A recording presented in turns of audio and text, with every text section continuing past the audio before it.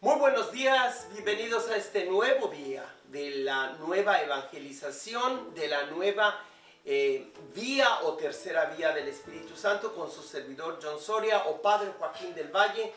Hoy es día martes de la primera semana de la Cuaresma y estamos celebrando la fiesta del martirio de San Policarpo, que fue quemado en la hoguera para dar testimonio de que Jesús es la verdad completa, la bondad, la belleza, la libertad, la fidelidad y la justicia, el amor. Se llaman todos ellos Jesús, único Dios y hombre. Por eso Policarpo fue capaz de ir a las llamas del fuego y no temerle a nada, porque sabía que Jesús, su amo y Señor, desde los 84 años de edad que tenía, ni un solo día le había faltado a él al respeto, sino le había dado muchas bendiciones. Cuando le piden renuncia a Cristo, él dice: él no me ha hecho ningún mal en mis 80 y tantos años que llevo de vida. Quiere decir que desde pequeños lo bautizaron a él de niño, de bebé. Entonces es un testimonio del tiempo de los mártires y padres de la iglesia, que ya se bautizaba a menores desde el comienzo de la iglesia. Por eso, mis hermanas y hermanos, tengo esta foto tan bella de Jesucristo, porque por él dio su vida San Policarpo, obispo y mártir, obispo de Esmirna, discípulo de los apóstoles. También la Santa Biblia de nuestro camarógrafo, aquí es un recuerdo de su mamá, y tenemos pues estas imágenes de árboles que nos recuerdan la iglesia que debe dar su fruto y sus hojas frondosas, en las cuales los pájaros vienen y hacen sus nidos. La misma iglesia es una parábola de tantas que dijo Jesús. Escuchemos hoy lo que nos dice la palabra de Dios en este martes de la primera semana de Cuaresma, en el capítulo 55 de Isaías 55, 10 al 11, el Salmo 33, Mateo capítulo 6, del 7 al 15, donde se nos enseña el Padre Nuestro. Bueno, pues escuchemos lo que nos dice Isaías 55, 10 al 11. Esto dice el Señor: como baja del cielo la lluvia y la nieve, y no vuelven allá sino después de empapar la tierra, de fecundarla y hacerla germinar, a fin de que dé semilla para sembrar y pan para comer, así será la palabra que sale de mi boca. No volverá a mí sin resultado, sino que hará mi voluntad y cumplirá su misión. Palabra de Dios. Qué bella comparación de la palabra de Dios con la lluvia, mañanera o tardía, o a la hora que sea del día, que cae y empapa la tierra y no regresa hacia el cielo, hacia las nubes, no retoña sin dar su fruto. Hoy sabemos que esa palabra a la que se refiere el profeta Isaías es Jesucristo mismo, palabra completa de Dios, según la visión histórica de salvación que tenemos en la teología cristiana. Claro, los judíos simplemente verán como ese Salmo 118, el más largo del Salterio, que es una alabanza a la palabra de Dios y que hoy se nos invita a alabar al Señor de mil maneras. Uno de otros salmos que también con el que se alaba al Señor, el 33, Salmo 33, nos dice: el Señor libra al justo de todas sus angustias. Proclamemos la grandeza del Señor y alabemos todos juntos su poder. Cuando acudí al Señor me hizo caso y me libró de todos mis temores. Confía en el Señor y saltarás de gusto, jamás te sentirás decepcionado. Pues el Señor escucha el clamor de los pobres y los libra de todas sus angustias. Los ojos del Señor cuidan al justo y a su clamor están atentos sus oídos. Contra el malvado, en cambio, está el Señor, para borrar de la tierra su recuerdo. Escucha, Señor, al hombre justo, y Él lo libra de todas sus congojas. El Señor no está lejos de sus fieles, y levanta a las almas abatidas. Ahora escuchemos el Evangelio de Mateo capítulo 6, 7 al 15. donde se nos dice cómo el Señor enseña a orar a sus discípulos con la famosa oración del Señor o Padre Nuestro. Mateo 6, 7 al 15. Jesús dijo a sus discípulos: cuando ustedes hagan oración, no hablen mucho como los paganos, que se imaginan que a fuerza de mucho hablar serán escuchados. No los imiten, porque el Padre sabe lo que les hace falta antes de que se lo pidan. Ustedes pues oren así: Padre nuestro que estás en el cielo, santificado sea tu nombre. Venga a tu reino, hágase tu voluntad en la tierra como en el cielo. Danos hoy nuestro pan de cada día. Perdona nuestras ofensas, como también nosotros perdonamos a los que nos ofenden. No nos dejes caer en tentación y líbranos del mal. Si ustedes perdonan las faltas a los hombres, también a ustedes los perdonará el Padre Celestial. Pero si ustedes no perdonan a los hombres, tampoco el Padre les perdonará a ustedes sus faltas. Palabra de Dios.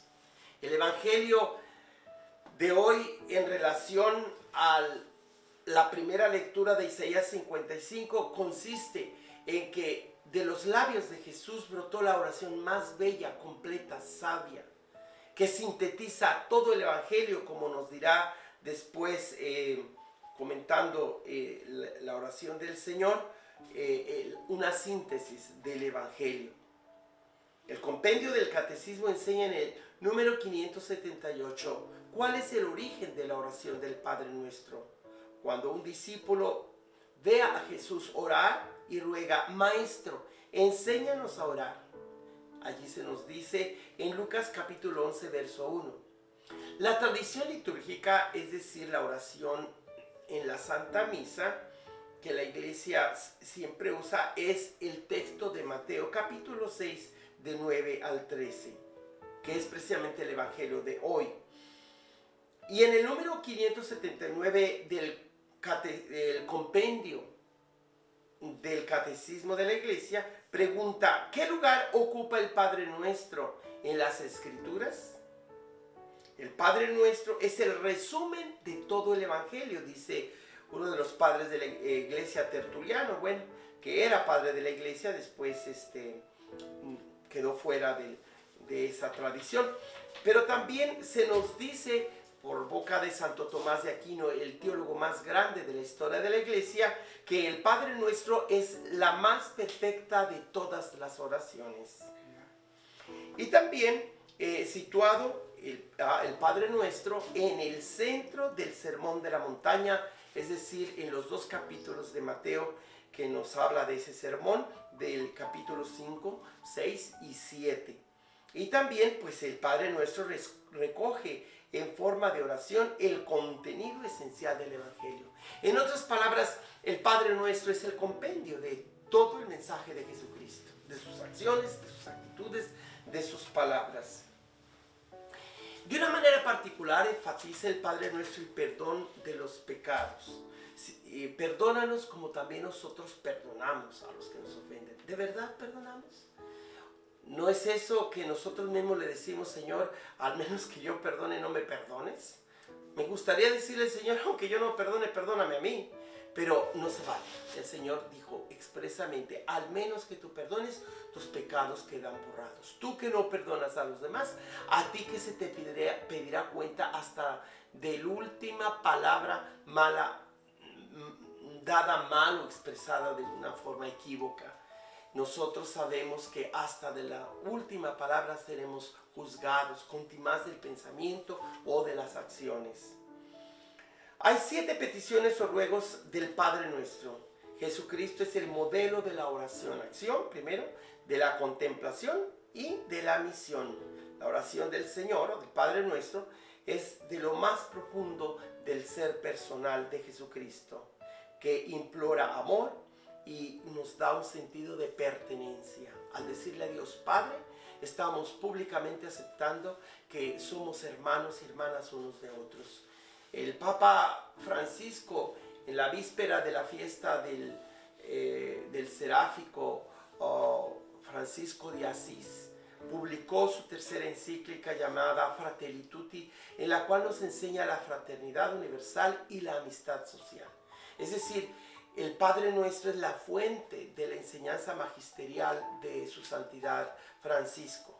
Y si alguien no entiende o no ve la conexión entre el servicio de la autoridad que tiene el Papa para con toda la Iglesia Católica, inclusive muchos cristianos le respetan y muchos que ni siquiera se llaman cristianos, que creen en un solo Dios, o aún aquellos que se proclaman públicamente ateos, admiran en Francisco el hombre cuyo liderazgo es el servicio, cuya autoridad consiste en guiar a los demás, dar el servicio de dar la luz de la palabra de Dios, como nos dice esta primera lectura de Isaías 55, 10 al 11, como baja la lluvia del cielo a la tierra y la empapa y la hace germinar y no vuelve a mí sin dar fruto, así será la palabra que sale de mi boca.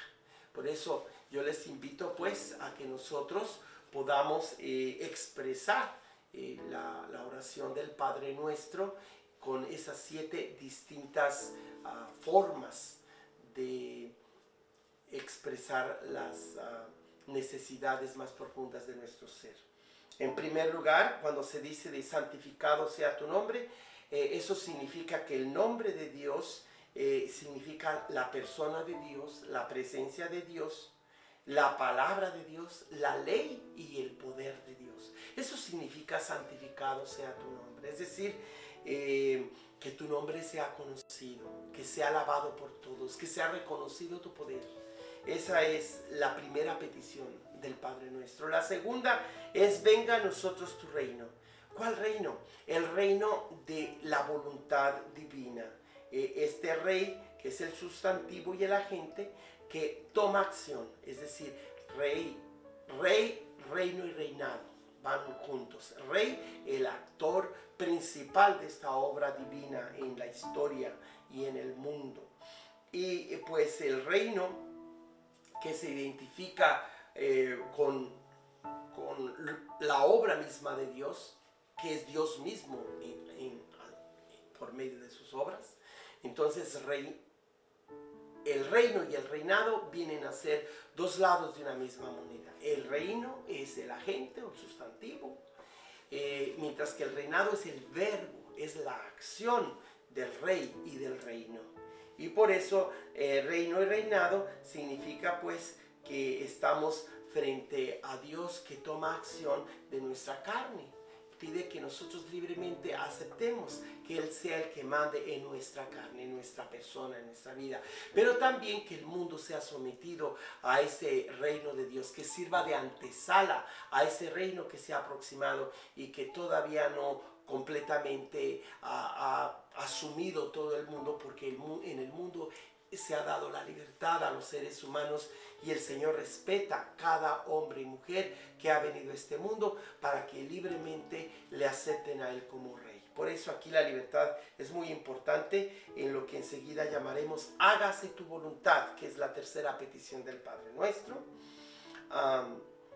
en la tierra como en el cielo. El reino de la divina voluntad que requiere la libre aceptación del creyente en el único Dios verdadero. Él no va a imponer por la fuerza su ley, su reino, pero lo que pasa es que pide que libremente aceptemos que Él es el que manda, y a Él le agrada que con nuestra libertad le proclamemos nuestro Dios y Señor. La voluntad que impera en nuestra voluntad, y con nuestra libertad accedemos a esa voluntad divina, que se haga en la tierra así como tu voluntad se hace en el cielo. Hágase tu voluntad en la tierra como en el cielo. Esa es la tercera petición. Y la cuarta petición del Padre Nuestro: danos hoy el pan de cada día. Es decir, ocúpate del quehacer de hoy, mañana traerá su propio afán, dirá el Señor en otro pasaje del Evangelio. Así es que esta es la cuarta petición, primera, segunda, tercera, la cuarta petición del Padre Nuestro es eso, que el pan de cada día que necesitamos como sustento lo podamos obtener, Señor, y que no nos preocupemos demasiado, solamente nos ocupemos en el trabajo, la tarea que nos corresponde a cada uno hacer día con día. Y por otro lado también, y la quinta petición del Padre Nuestro es: perdona nuestras ofensas, puesto que también nosotros perdonamos a los que nos han ofendido. ¿Serio? ¿De verdad perdonamos? Porque si no perdonamos, nosotros mismos nos estamos condenando. Estamos diciendo: al menos que yo perdone, perdóname. Pero tú sabrás, si no quieres ser perdonado, sigue con tus odios y rencores. A ver si esos odios y rencores te hacen feliz. No, esos odios y rencores te hacen infeliz. Y es lo que te prepara a irte a la condenación eterna. En cambio, si perdonas de corazón, aunque no te agrade, pero haces el esfuerzo de hacer un nuevo camino ante las personas que no te caen bien. Acuérdate que siempre cuando guardas rencor contra una persona, no se trata solamente de que la otra persona te debe a ti, tú también le debes a esa persona. Entonces, para que haya un abrazo o una cultura del encuentro, tú ofreces tu 50%, tú das los primeros pasos y verás que la otra persona también saldrá a tu encuentro si le ofreces el perdón, si le ofreces un abrazo sincero. Pues esa es la quinta petición del Padre Nuestro: perdona nuestras ofensas. Y ayúdame, Señor, también a perdonar de corazón a mi hermano. La sexta petición del Padre Nuestro: no nos dejes caer en la tentación. Es decir, no permitas, Señor, que la tentación nos gane. Dios nos concede la fuerza y no es Él el que nos conduce al mal, pero nos fortalece para resistir al mal. Como dice un dicho: a Dios rogando y con el mazo dando. Eso significa que no nos va a dejar el Señor caer en la tentación, pero tampoco que tú y yo nos pongamos en el campo o en el momento o en esa ocasión para caer en el pecado. Evita toda ocasión de pecado y entonces todo será más fácil. Y líbranos del mal. Yo siempre me quejé con el Señor: ¿por qué terminó tu oración? Simplemente líbranos del mal. ¿Por qué no dijiste acabar con el enemigo? Entonces, pues el Cordero de Dios que quita el mal del mundo, Él nos fortalece en resistir al mal. Y por eso el mismo Señor me contestó: la oración está completa. Por eso en la Santa Misa, después del Padre Nuestro, el sacerdote presenta al Cordero de Dios, el único que quita todo el mal del mundo. Entonces no tiene por qué haber una siguiente petición: acaba con los malos, Señor, o acaba con Satanás, porque allí está el Cordero, el único que tiene poder de remover todo mal de este mundo. Entonces el Padre Nuestro es la oración perfecta y completa. ¿Quién soy yo para cuestionarla? Que Dios los bendiga, hermanos y hermanas, y nos vemos mañana a la misma hora. Y recuerde que usted puede darle like en YouTube, Padre Joaquín del Valle. Que Dios les bendiga en el nombre del Padre, del Hijo y del Espíritu Santo. Amén.